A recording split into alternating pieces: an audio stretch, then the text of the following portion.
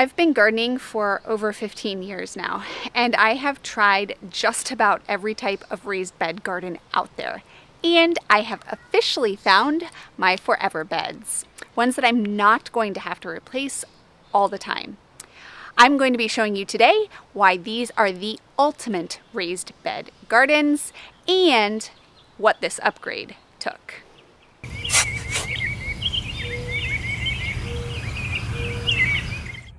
I've been wanting to get some added functionality and higher quality out of my raised bed garden, and I've been looking for quite some time and finally found Hopkins Hidden Homestead. They are a company right here in the US, family run just like mine, and I decided to give them a try, and I am thrilled to say the least. We spent 5 work days with a whole group of people switching out the old raised bed gardens to the new ones, and I think it turned out amazing.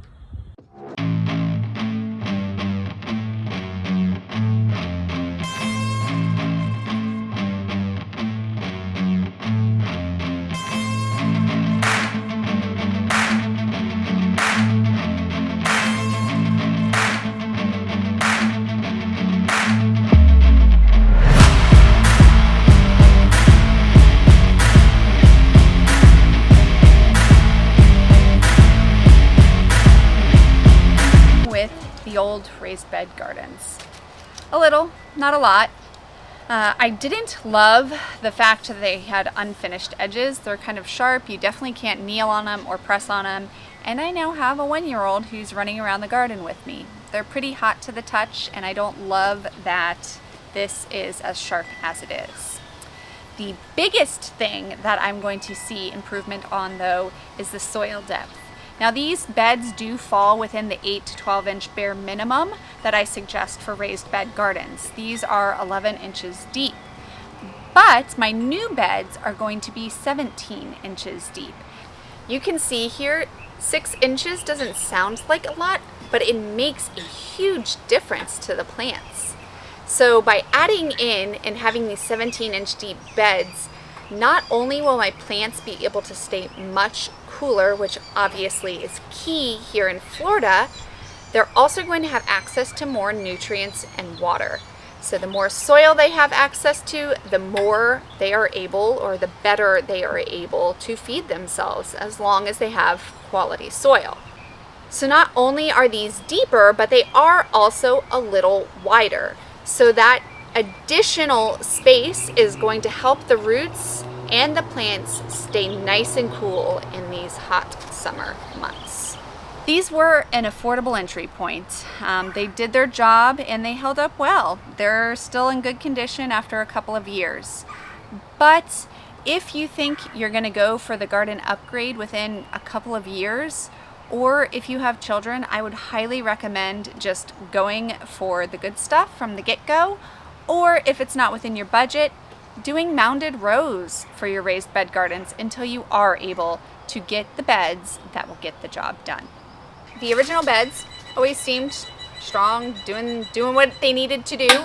But when we got the new beds delivered, my husband came running in the house and was like, "I didn't know you were getting hurricane shutters." These things are sturdy. Quite sturdy. They're much heavier and much thicker material. He says we're going to use them as hurricane shutters should we ever need it. I'm not taking my garden apart for that. Hopkins Hidden Homestead has really high quality beds. I can literally support my weight sitting on the side of one of their panels. There is zero chance that would have happened with my old raised beds. The quality and durability of these beds is abundantly clear. And they're a small, local, family-operated business just like mine. They're based out of Missouri, and the entire manufacturing process, start to finish, is right here in the US. The longevity and the durability from these beds is going to see you through years of gardening, and I know that you guys will enjoy these beds. I have a link down in the description below with a code, Urban Harvest, that gets you 5% off your entire order.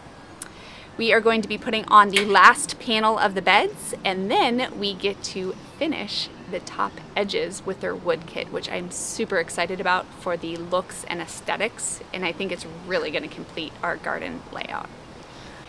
So they do have an optional wood kit that you can add on to the raised beds, which we did decide to go with.